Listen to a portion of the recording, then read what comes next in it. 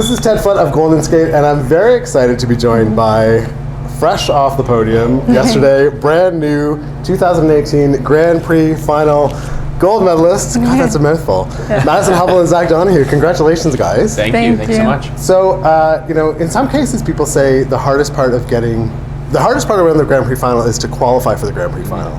But not in your case, because you've been here a couple times before. The harder part has been stepping on the medal podium. You've done that with right out of the gate with gold. How do you feel?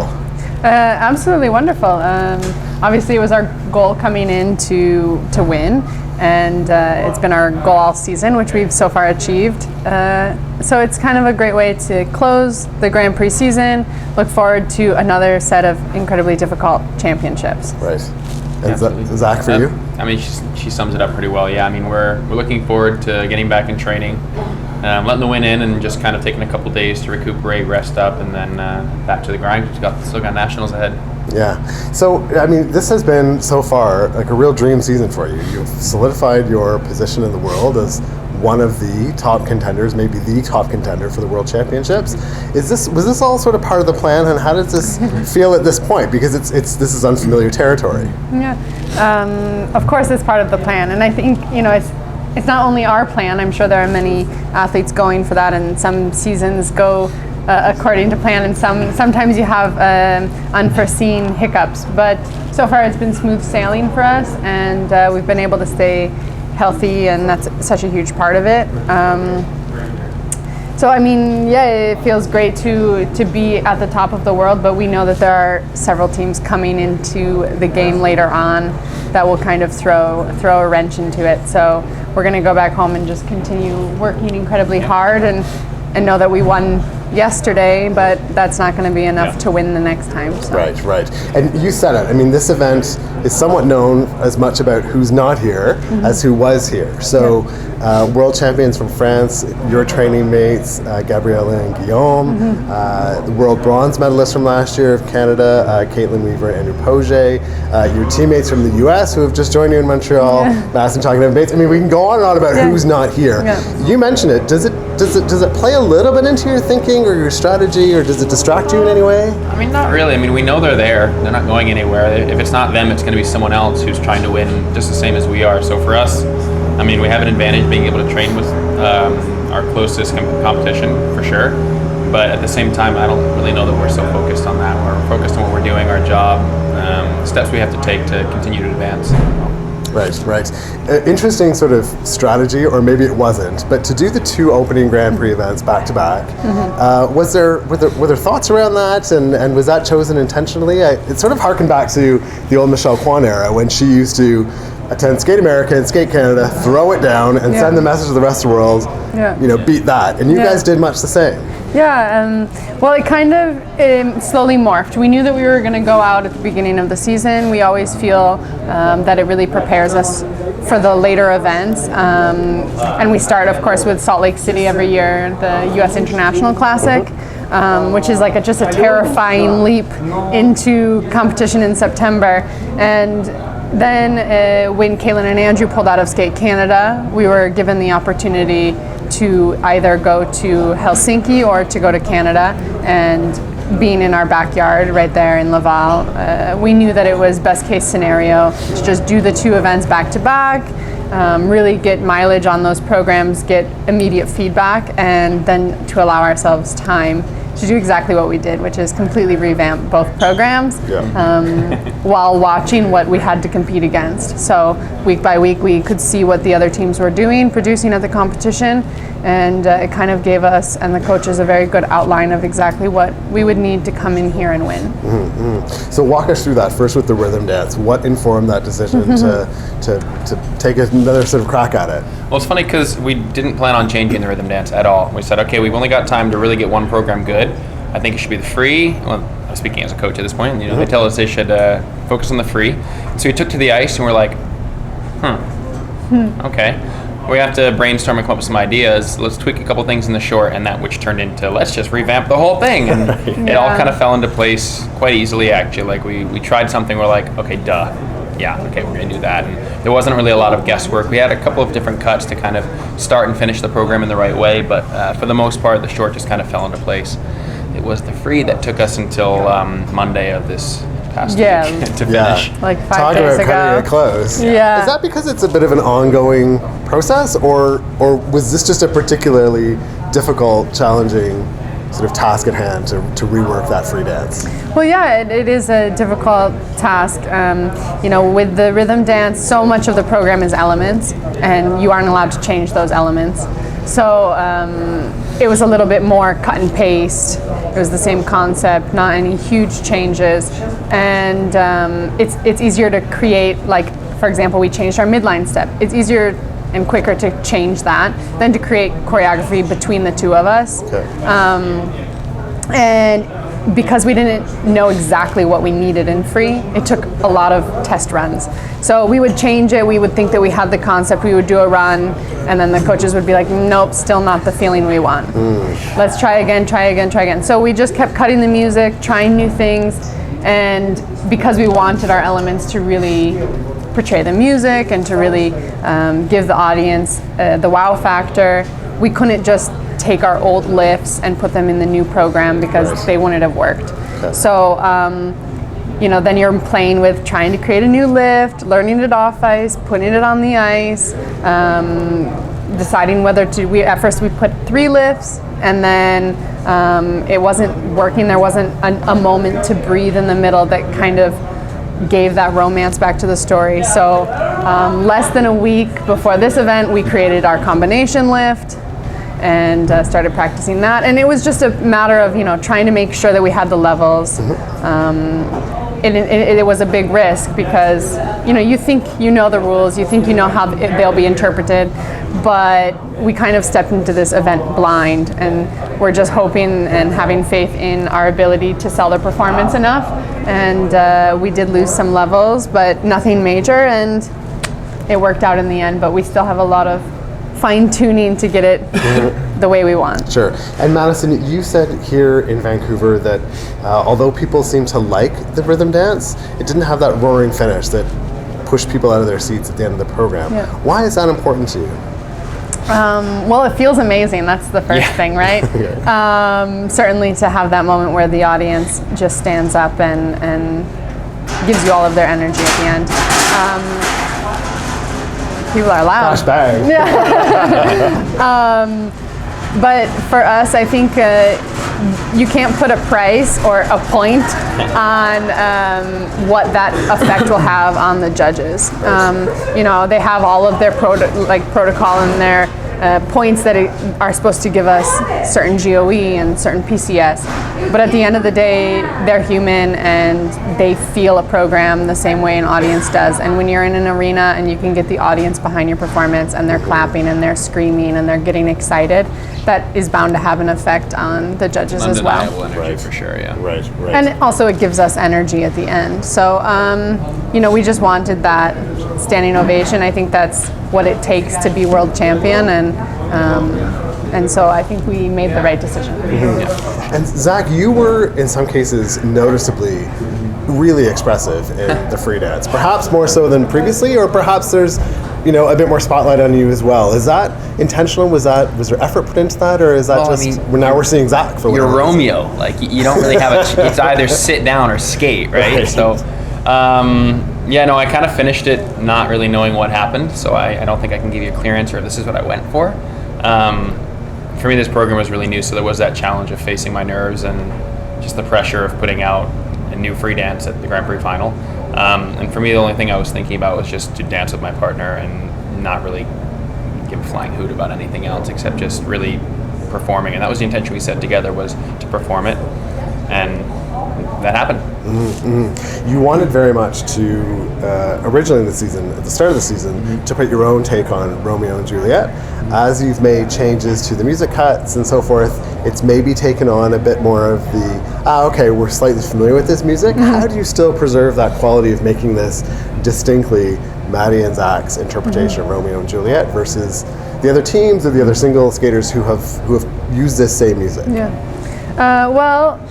When we sat down with this final cut of music, we worked with a theater coach, and we had worked with her before on our old program, and we had we felt that we had gotten that program to quite a good place already at our first 2 Grand Prix. We felt quite emotionally connected.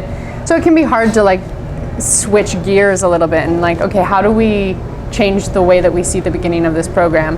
And what we wanted to create was kind of like the trailer of the movie for the first minute. And to allow the audience to get fully sucked into what this story means, the story that they know, the tragedy and the heartbreak. And I feel like we really were able to capture that energy. And then we go back a little bit more to what Zach and I feel when we hear that I'm Kissing You by Desiree, which is just like absolute passion and young love and heartache and we try and show the audience what it's like to first meet eyes with the person that you fall in love with, and to take that journey together. So it's kind of a way to encapsulate the whole movie at first in order to give everybody what they want and then show them what our version of it can be for the last 2 minutes. So it's really fun. Yeah, and you talked this week about responding particularly well to female vocals, more in specific to the rhythm dance, but also both. probably in the free dance as well. Why is that? What sort of helps to energize you in that regard? Well, I think I'm terrible at singing, but I love singing. You want to give it a shot? No. It's not as bad as she hacks on herself for. Yeah, well, okay, a cappella, I'm terrible. With a track behind, passable for a party. Okay. Yeah, no, I think, I've just always been very responsive to music, and I just have the urge to move when I hear someone singing. For me, that's their way of expressing their emotions, and my way of expressing my emotions is to move and to skate. So, I also love male vocals. I've skated to many pieces, but there's something very special about feeling like there's a voice that's expressing what you feel inside. I would love to be able to sing, so if somebody can teach me or give me that gift, I'll take it. You've got a lot on your plate already. I know, right? But maybe it's just a bit of fine tuning, just like a free dance. One never knows. Coming off last season. Well, I don't know because I haven't been to the party when you're saying. Yeah. Coming off last season, can you put last season sort of into words? There was amazing highs. There was like just missed the Olympic podium by a hair. What was it like to then shift gears into training and to gear up for this season? Oh my. I don't really know that we really shifted gears. We kind of just went from worlds to stars to the new programs, which is good, and it can also feel a bit exhausting. But it's hard to look back. We kind of left all of that in the past, so all we can really think about is, okay, what happened when we started this new era of ours? And honestly, it was just kind of about finding who we really are and reconnecting with. I talked a lot last year about wanting to bring who we are to the ice and stuff, but I think there's a lot more in that journey for us to really discover it, and I think that's the work that we're going for now. So it doesn't really feel like we had to keep going or had to find the energy. We got something to be excited about and something new to chase after, which for us is always I think what motivates us is having that new thing to chase after and master. Each federation for the team event at the Olympics has the option of swapping in a couple of additional skaters in 2 of the disciplines. In the case of the U.S. team, those sort of cards were played with the single skaters and not with you. And further to that, even though you were the national champions, you weren't appointed to the team. Was that a tough pill to swallow? Were you sort of fingers crossed, hoping maybe we'll join that team where we can be part of that action? And what did that all feel like? I think that as an athlete, you become really, really efficient at letting things go. There was certainly a moment at nationals when we heard the news that we were disappointed. We felt like it was another opportunity to touch the Olympic ice. It was another opportunity to represent Team USA. Certainly, when they asked us if we wanted to participate, we said yes. But it is a tough position to be in, and I'm, as much as I wish I was there, I feel bad saying it because I don't wish to take the medal from one of those teammates that did receive it. So I think that they should let everybody split all 4 disciplines. You hear me? Madison Hubbell for ISU Council. Yes. No, I think that in a country like the U.S. that has so many talented athletes, it becomes a really difficult decision when you can only split 2 disciplines. So we were disappointed, but as soon as it happened, we switched it and looked at the bright side of being able to rest, being able to have more time to train. We changed a lot of our program right before the Olympics as well, so we took advantage as much as we could have, and yes, we did miss the podium, but for our first Olympics experience, it was incredibly powerful and humbling, and I think the Olympics, once you get there, it was your dream, but you realize the dream is to be there. And certainly medaling is amazing, but I was shocked by just like the pride I had to be there, and it felt like a lot bigger than me, because as soon as my drama was over, there was like 20 more people's drama in the next 20 minutes. So it was cool. You realize how small the skating world is, and how in some ways it's just not real. Right. And so if I'm correct, did U.S. Figure Skating make the decision of who would compose the team right at Nationals? So you knew? Yeah, more or less. Okay. So they have their meeting at Nationals to, of course, announce the team. And we found out that day that we were not Dance Team 1, that we had been assigned as Dance Team 2, and that it would then be a decision between the Federation and the Shibatanis, and that the Shibatanis would be allowed to take both performances if they wanted. Okay. And at that point, we kind of assumed that the Shibatanis weren't going to be like, oh, here's one for you guys. So we kind of saw it coming. Okay. We always prepared for it. Even a few days before the event, we were still in the training city in South Korea, crossing our fingers and trying to be as prepared as we could, but it didn't pan out. Fair enough. When you look now at Pyeongchang, and as you say, the skating world is sort of small, and things were happening that were bigger than just you and your skating. Yeah. Was there still disappointment when you came away from Pyeongchang to then gear up for the World Championships? Personally, my disappointment had really nothing to do with skating. Yes, there were mistakes made in the programs that cost us points, as normally happens when you don't get what you want, but we really learned a lot. I think that disappointment was actually a huge step forward for us and enabled us to do what we did at Worlds. We had to really come back and really get back to each other and get back to kind of fixing some holes in the partnership, and it really kind of secured and finalized who we are to each other, and that vehicle was what brought us to our success at Worlds. Mm-hmm. Fixing holes in the relationship. Can you elaborate on that a little bit?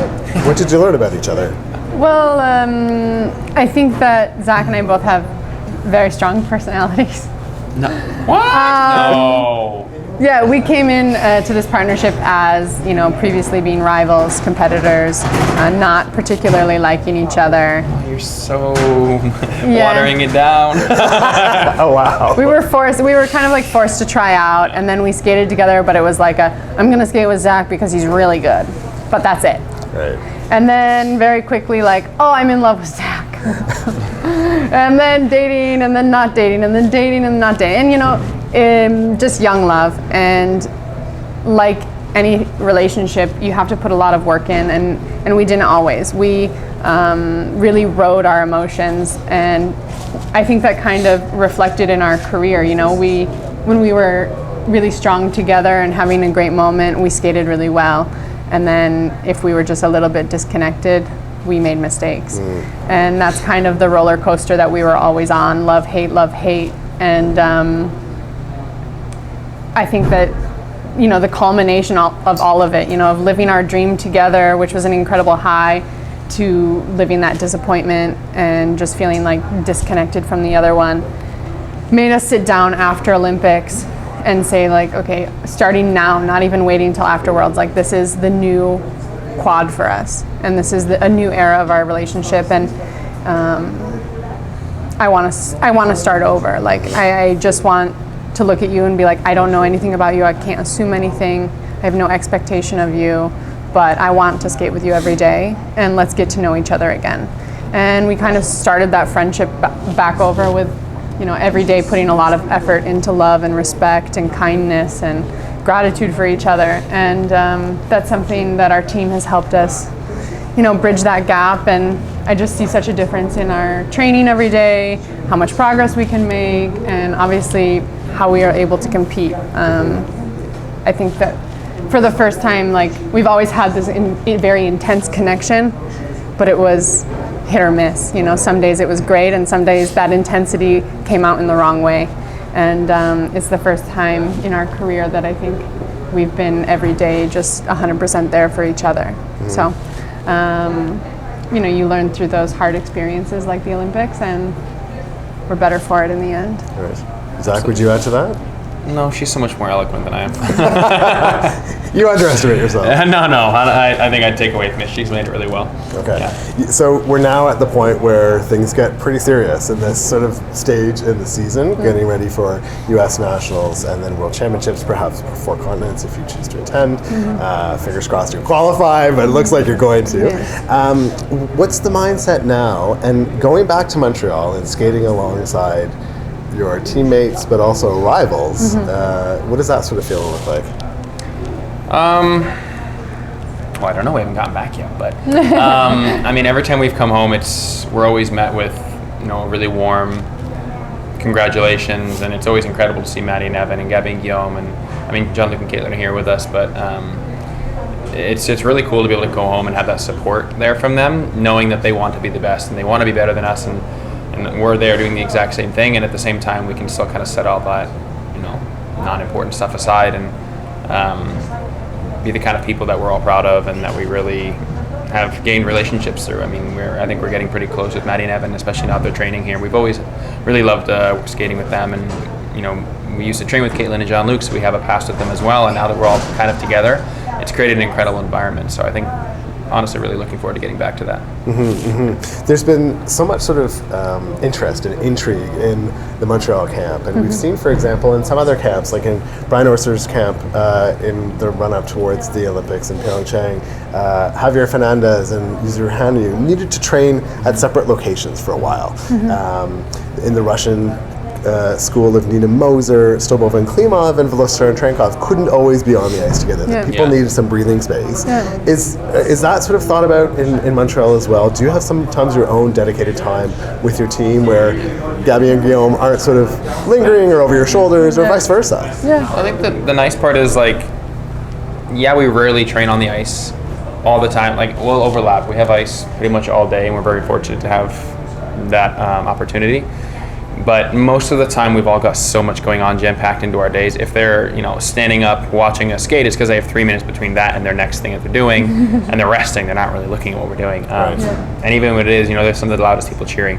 So while I wouldn't say that any of us really need that space from each other, it was a bit different training with Tessa and Scott. We thrived training with them, whereas Gabby and Guillaume and Tessa and Scott, we didn't really see them training too much together, and not want to comment on something I don't know anything about, but for us, we have that advantage, and it usually comes less about maybe that drama aspect of it, or just like, okay, I've got 15, 18 teams to take care of, and this is when it works with their schedule. I mean, with how much we all have going on and how in-depth it is and how much we're all invested in the time we put into our training day, it all just kind of works out. They're like, oh, hey, we get to skate together today. That's cool. Or I'll see you in 2 weeks, Right. Yeah, usually lately we've been excited, like the few days during the week that we'll train with Maddie and Evan. We're both excited to finally see each other, and it's been really cool to see their progress. It's been tough for them to come back with their injury, and it's been a really long recovery just because they want to do it the right way. But it's been really cool to be there and be able to encourage each other, and they've been extremely supportive of us through this whole Grand Prix circuit, and we appreciate that because we know that it's hard to sit it out. And but we're excited to finally compete against them. They have really fun programs. And so give us some insight if you're able to, because of course the world is really curious to see how Maddie and Evan will change and be transformed by this epic Montreal school. Well, I don't know anything about whether or not they've said anything about their program, so I can't spill those beans. Fair enough. But what I'll say is, I've always really loved both of their skating. But in the past, I feel like even though they were an off-ice couple, you didn't always see that chemistry on the ice. And since they've been there, I think they're just enjoying training so much, and they're enjoying the style that they were given for their programs. So, like the cuteness of their relationship that you see off the ice, it's showing up on the ice, which is, you know, just something that's irresistible. You know, you can't not love. So, no, I think it's going to be great. They've always had wow elements, wow lifts, and it's a really, both are very dynamic performances. So. Sure. So last question, your goals as you now head into the back half of the season? Get through the gallon, sleep. Recover from Vancouver, important. Yeah, recover from Vancouver, yeah. Yeah. No, I mean, we've already had, you know, a couple of little moments just to kind of plan at least the next week with our coaches. And, you know, Christmas is coming up, so we want to get a certain amount of work done before then, but we are kind of taking it one step at a time. So for now, it's, you know, it starts from the moment you step on the ice the first time. So, you know, when we get back on the ice this week, that'll be kind of where we reset our intention and go forward. And from there, we're still kind of just in downtime. Yeah. Yeah, we'll see. You know, we have championship events, and I think we've made hopefully all of the changes that we need to make. You never know what they have in store for us when we get home. But the main thing I think is going to be solidifying the GOE of the element. You know, already we watched the video and, you know, we appreciated our own performance and we're proud, but we see all those little arms that don't match and all the little things that could have been better. And certainly to make sure that we're getting 100% of our levels. Last year we ended with both programs, everything level 4, and certainly that's the goal going into this championship series. So I don't know, we'll see. Some new season's bests. Maybe some more hardware. That's the goal, right? Well, fingers crossed. And it's been such a pleasure to get to know both of you and reflecting on last season and helping it to inform this season. You have not been shy to say that it's your goal this season to win the World Championships. So wish you all the best of luck as you endeavor towards that. And we'll keep watching with anticipation. Thank you. Thank you. Thank you. Thank you.